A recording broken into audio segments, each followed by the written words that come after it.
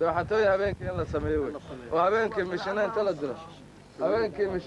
diro dad tababaran ay habeenimo inta tagaan buulamira meesha ku urursan yihiin habeenkii soo baabasha ayaa loo baahay marka taa waxay imaan kartaa ciidan aruursan oo dhisan oo habkii ciidan lahaa u dhisan oo ismaqal leh oo disibliin leh oo baarkii qadiyad aaminsan markaasna noon hubna way helaynaa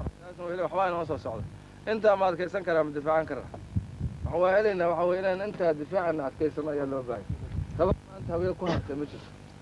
waa naflacaari xoog technikaa ka soo bogay maanta wax yar kaga fakatay technikada intiina waxaa weye 87 iyo